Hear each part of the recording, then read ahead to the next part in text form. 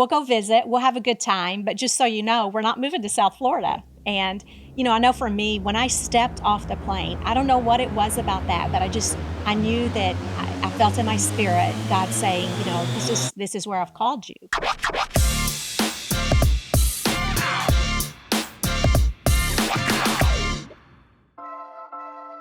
Hey guys, welcome to the Troy Gramling podcast. I am so glad you decided to tune in today. Episode 60. I tell you, it seems like the time has flown by, but today's a very special episode because we're going way back to the very first episode. And I actually have on the show today our very first guest. But before we get to that special person, I want to remind you that we're on video and audio version. So if you want to go to Rumble or YouTube and see the video, we'd love for you to experience that, as well as the audio version on all the podcast apps.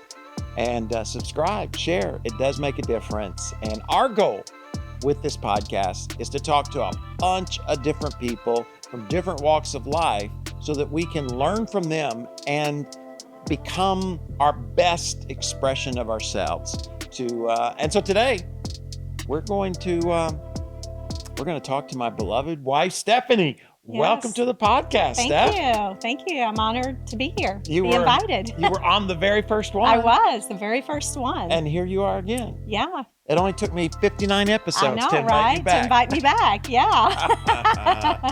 No, you're normally not a in front of camera type person. No. But you do it. I do. You do it.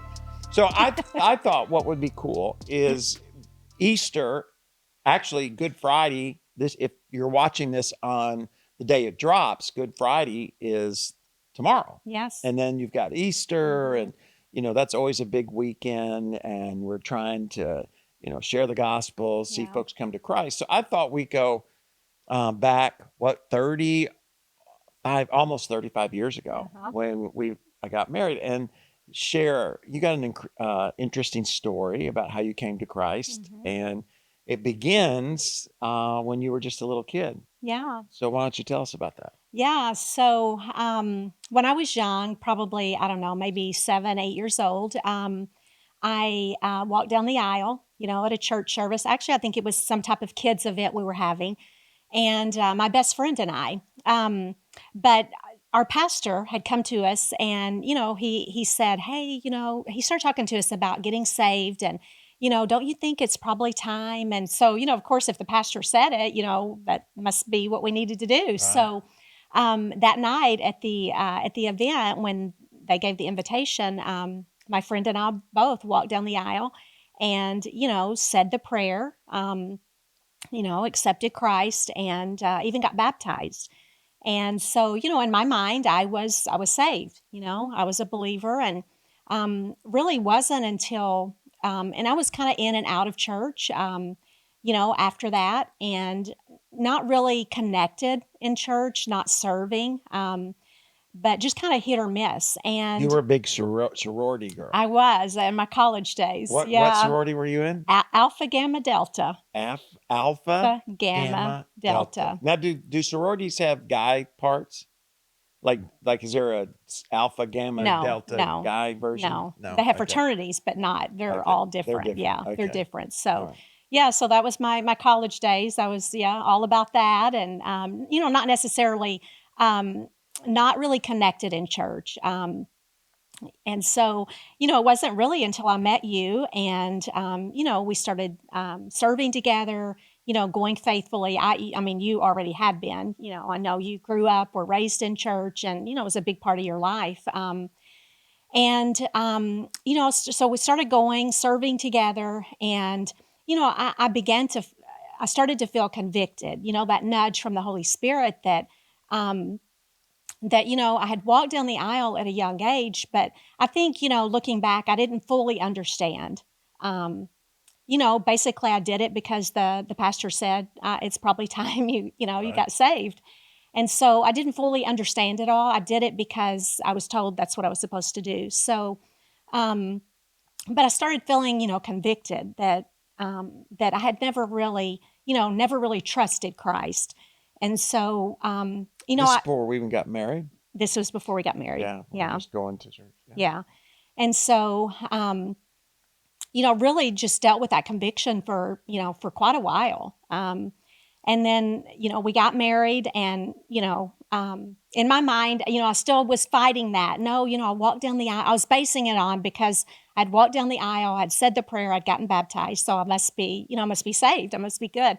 Even though, I knew that, I felt that conviction. I knew that I wasn't. And so, we got married and all, and, I'll never forget one night, I probably scared you to death. I think I woke you up in the middle of the night and, I just told you like, I need to get saved. I've never really trusted Christ. And, I'm sure you were shocked. We were, involved in church, serving together. And so we knelt right there, at the bed and I trusted Christ. And I don't know, I must have been probably 21, 22 years old. Yeah.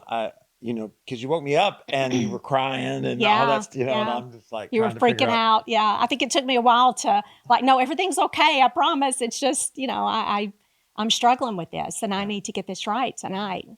And you wonder how different our life would be had you not made that Oh decision. yeah. Yeah, for sure. I mean, yeah.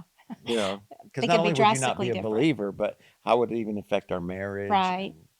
and all those kind of things. Yeah, for sure. So I'm, very glad that I, made that decision. And I remember thinking, because at the time I think we were maybe like serving as like volunteer student, Right. In the student ministry. And just, I remember fighting that. Well, what are people going to think? Here I am, we're leading the students and I've, I claim to be a Christian, but, so what are people going to think? So I think just fighting through that as well. Yeah, and I'm sure there's some folks out there that are listening or watching that are going through that same experience. Yeah. They made some kind of decision, but Right. God continues to nudge their heart. It continues Yeah. to bring conviction, like you were talking about. Mm-hmm. And it's so important to surrender because not only does it affect your eternity, but it impacts your relationships. Everything. Yeah. Impacts everything. Yeah. And, I remember that night, we went to bed and I couldn't go to sleep. I was just under such strong conviction and, I don't really know what it all means, but, I remember at the time thinking that this was, my last opportunity. And I think that scared me.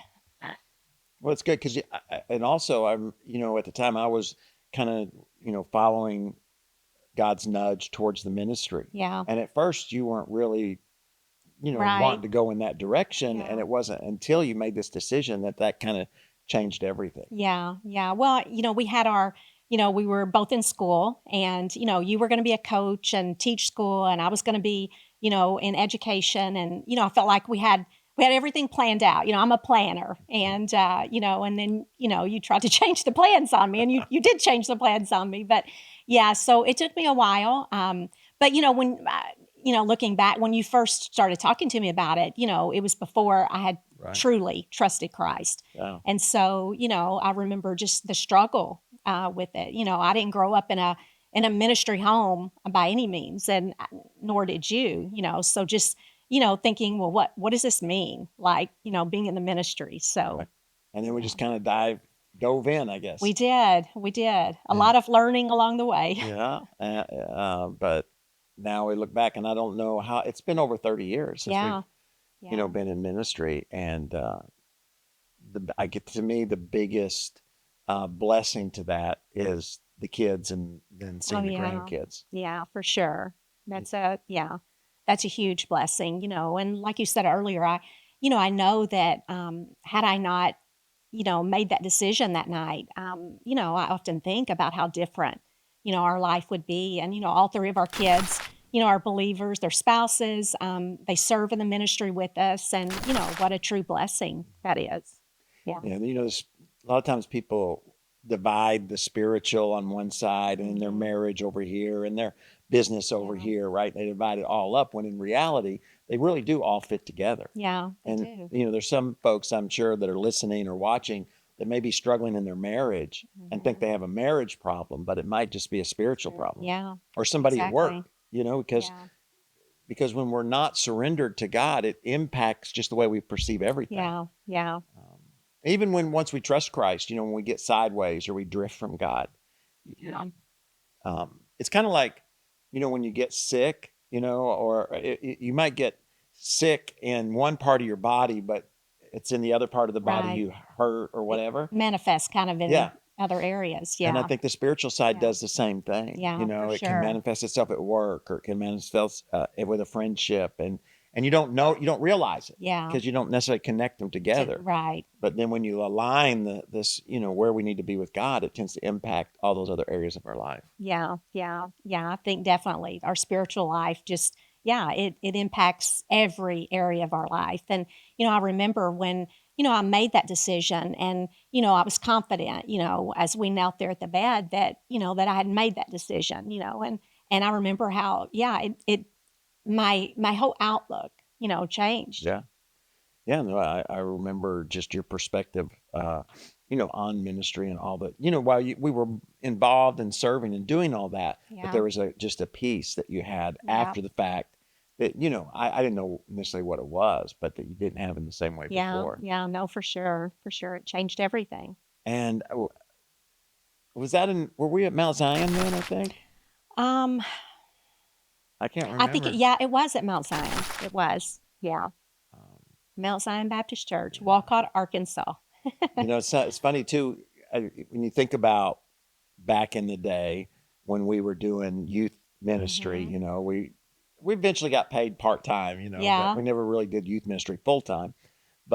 And I would play softball. Yeah. And, softball tournaments normally are on the weekend. Yes. And, there's league, but league's not as important as the weekend. Right. The tournaments. Yeah. And like, I remember one time we were playing in Oklahoma City, Yeah. which is what, 6-7 hours from home, Maybe more. 8. Yeah.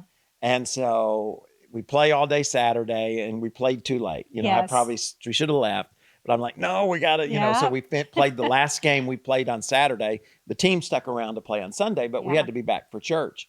And I think I was even speaking that weekend. Yeah. at Finch. I think you were. So we had a tracker and Geo tracker. a geo tracker, Yeah. and it was a standard. You had to push in the clutch and change the gears, and you'd Yeah. never driven a car. No. So to this day, I'm not even sure why did we have that Well, vehicle? it's I just couldn't even fun. drive it. It's fun. It's fun. But you had a storm. You had a Yeah. geostorm. I had a geo tracker. Yeah. But we took the tracker because we Yeah. could take the top off and Yeah. all that. But then on the way home, I've never been I won't say a good driver. I don't like to drive. Yes. You would say I'm not a exactly. good I would driver. say both. Yeah. But you would be wrong. I'm just don't yeah, like to drive. right. But anyways, I begged you to drive, You did. and you drove home, and I slept, You did. and you. I've never We got driven. on the interstate, and I tell you to push the clutch, and I think I got you into into fifth gear. Yeah. And then I went to sleep. You went to sleep and you just left me. You said, well, if you need to change, I don't even know the right terms, but if you need to just wake me up. So you went to sleep and I got us home though. That's it. We did get home. We did get to bed, and the next day And I don't think I've ever tried driving a stick shift car again. No. But you do some crazy things when you're young When you're and young. energetic. That as you get older, it's not that you just can't like, do them. Yeah. Yeah. Those late nights, and it's always cool that God, when we're pursuing Him, He makes up for our dumb things, stupidity. Yes, and then as we get older, then if you're just being disobedient, you don't get that protection or that blessing in the same way. Because I remember, not only we do that, but then we've always moved a lot. We have. Not like long distance. Right. But just houses. like how many homes do you think we've lived in since we've been married? Just here married. Oh my goodness. Too many to count. Yeah, 20 or A more. lot. Oh, probably so. Yeah. And- over 35 years. Yeah. Yeah. And one of the houses we went to, we lived in Paragould, and we were doing youth ministry, I think at Finch at the time. Finch or Mount Zion. Walcott. Might have been Walcott. And so we moved all the way out to Marmaduke. Yeah. Which was the total opposite direction, of the of the church. and out in the middle of the country. Of nowhere. Yes. Yeah. I don't even know why we did. I think probably because that's what we could afford at the time. Yeah. And we lived out there for a while. We did. We I mean, did. it's like here when we lived at the beach, we had to drive in through the Yeah. traffic and Yeah, because I think we had like over an hour, close to an hour drive yeah, to church and back. and we So were always late. we were always late. And I remember, again, you think about those things that changed your life to allow you to succeed. I remember feeling convicted about that I can't lead and be late. Yeah. Yeah. And especially as when I think that's why I value reading so much. So I began to read more books on leadership. I got like all of those. John Maxwell used to have a tape of, Yeah, I remember that. I got all of Tape those of the tapes. month, like Yeah. you'd get one a month, I think. Yeah. And I listened to those things, and all of a sudden they're like, we can't be late. Yeah. I can't, set the example. Yeah. Yeah. And so, and you were, I mean, that would have been more me than you, that you're not one to be late. But I just remember having to make that decision. Yeah. And again, it has a big impact. Those small decisions, if you're out there and you think it's just being late, Right. that's not a big deal. What does it matter? Right. Yeah. But it really does. I mean, I look back at that decision as something that positioned us for God to be able to entrust us with greater leadership. Yeah. It wasn't long after that before they actually did start to pay us. Right. And then the pastor that at the church we were at, they got rid of him. Yeah. And eventually they asked me, which surprised me to death. Yeah. And, Because we were very young, Yes. like in, new in the ministry. And I think at the time we were still had plans of you were going to be a coach and teacher, and I was going to teach, and we kind of had our life planned out, but God had other plans and just led us in that direction, and we jumped in, full force, and really didn't have a clue what we were doing, but we just kind of learned along the way, and like you said, did a lot of reading and a lot of those tapes, and I look back now, and just how pivotal that was, in our life, and just what we learned through all of that. So important, I think, no matter what you do for a living or a calling, that you pursue it passionately. Right. You willing to pay the price. I remember coming home one Wednesday night and saying, Ed Young we didn't know who he was exactly, but he had a conference. Yes, I remember. And it's just, now it's a pretty large conference, but it was just a few hundred people back in the day, and saying, hey, let's go. And of course we had, I don't remember how many kids, 1 or 2 kids at the time. Yeah, they were young, very young. And you were more of a planner. Yeah. And yet, and we didn't have much money, of course. Yeah. We had to stay in a cheap hotel or sleep in the car, but we found somebody to watch the kids. We did. We loaded up the car and we went to Dallas. Yeah. And went to the conference. Right. And that had a huge impact, on our life, and just but yeah, I definitely think it was things like that, because that's out of my comfort zone. I am more of a planner, and, especially with the young kids. And I remember telling you, well, there's no way, like, we've got to get a babysitter. And then just, to me, it was just overwhelming, thinking about then all of the notes I had to give the babysitter and just getting all the kids' stuff ready. But you've always pushed me in that, and coming out of my comfort zone, and, and being, I think now I'm a little more spur of the moment. Yeah, I think you're a lot. As we get older, I think we, chill a little bit. Yeah. But I do think, and I'm sure there's some folks who are listening that need to make a decision, and they've put it off because it doesn't seem like a big one. It's either, being on time, or committing to reading, or stop waiting for the company to pay for the conference you need to go to. Right. Pay for it, because we paid for all those ourselves. We did. Yeah. The church didn't have the money. Right. We were either at a country church that, if they would have had the money, they might not want to pay to send us, or we had started a church, and of course it didn't have any money. Right. And we paid for all that stuff ourselves, but it positioned us for God to trust us with bigger things in the future. Yeah.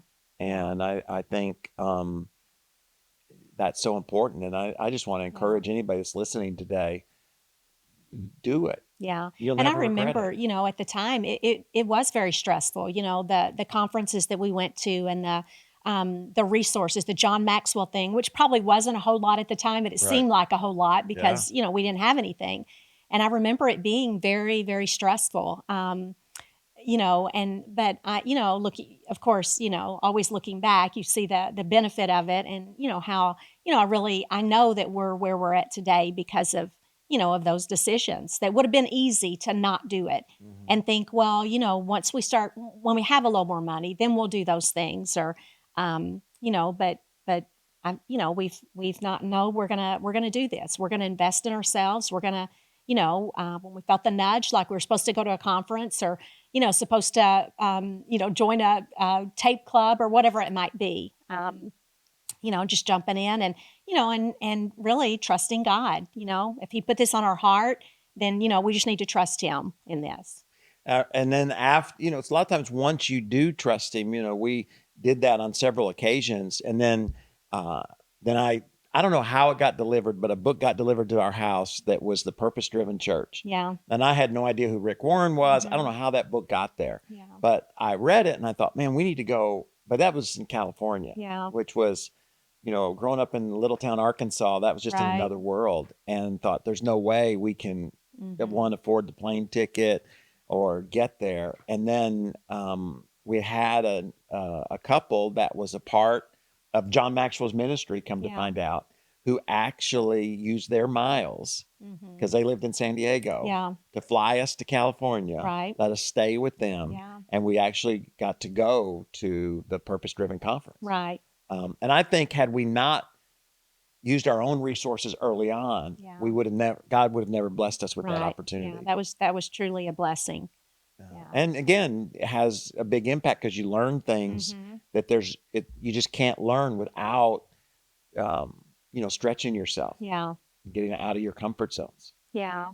No, And, those were, yeah. I remember another trip we went, some conference in North Carolina, and trying to figure out how we were gonna be able to afford this. And you had family that lived in North Carolina, so we stayed with them. But I remember, we had this old vehicle, and I think the air didn't work in it, and it was just. But we're like, no, this is what we need to. And at the time, it seemed stupid, like like not a is this a wise thing, Right. like what we're doing? But then you look back and you really see how it was things like that really played such a huge part in in our life and ministry.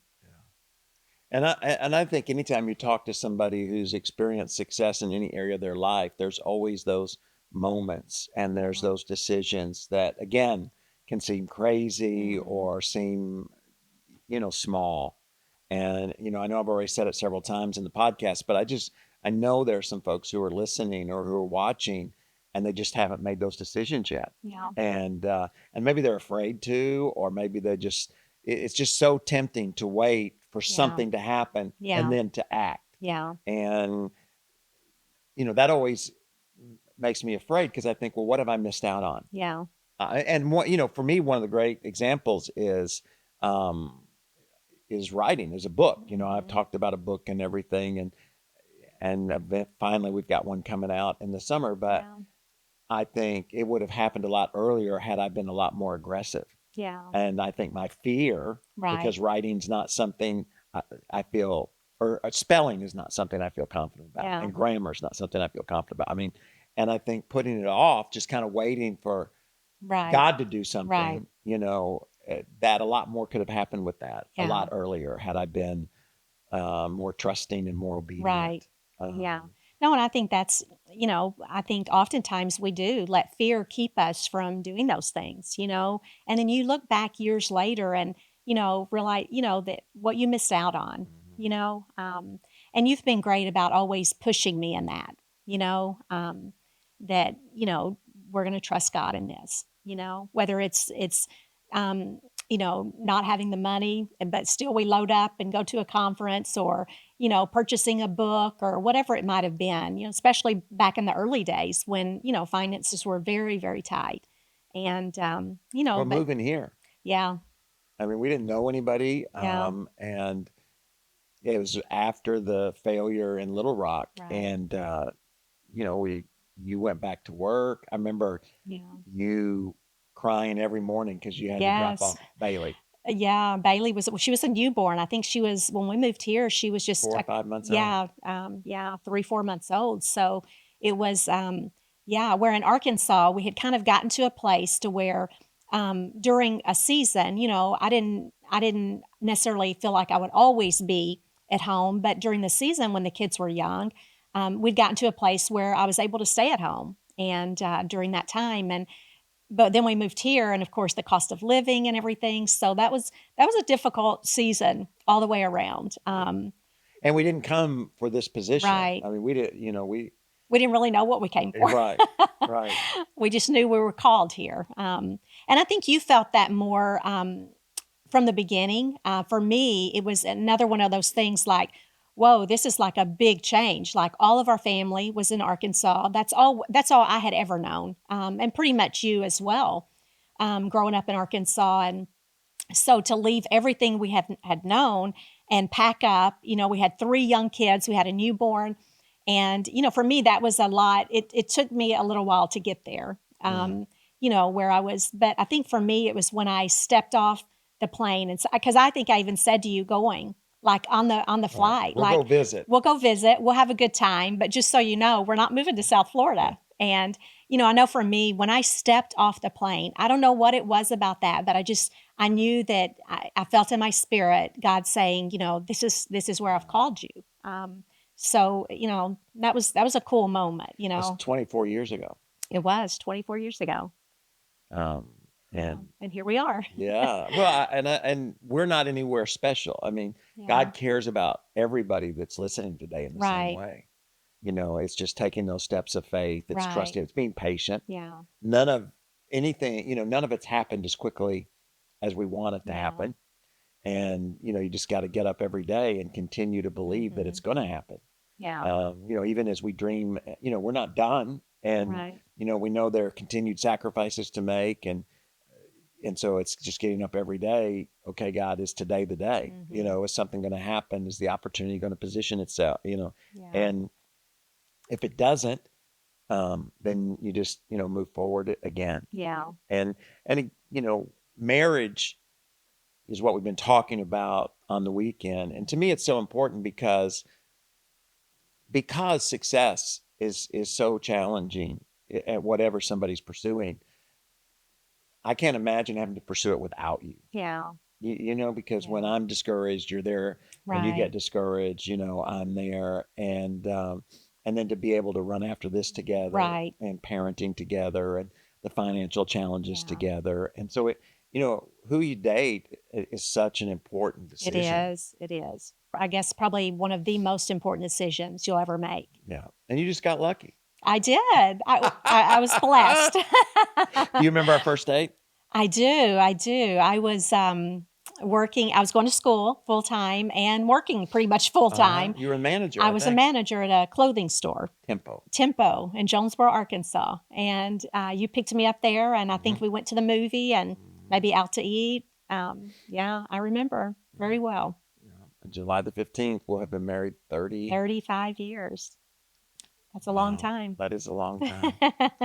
Well, guys, I hope that you've enjoyed our, journey back into reminiscing a little into the past. And again, I just want to encourage you. There are always those little decisions that are important to make. And maybe it's you don't need to be late. Maybe it's you need to go to Barnes & Noble and buy a book, or you need to get a Kindle. Maybe it's you need to apologize to somebody. Maybe it's a relationship that's not where it needs to be. Maybe it's your relationship with God, and you think it's your husband or your wife or your teenager or your neighbor, when in reality it's just you're not where God wants you to be. And if you would correct that, it would radically transform every aspect of your life. So don't be afraid to make that decision. Don't be afraid to take that step.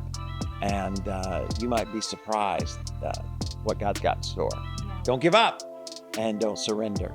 I do want to encourage you. This is Thursday. If you're watching it on the day it was dropped, Easter's around the corner. Yes, it is. We this got Good weekend. Friday, and we've got Saturday services and Sunday services, and we have a surprise. We do. We have a big surprise. Yes, I want to tell you.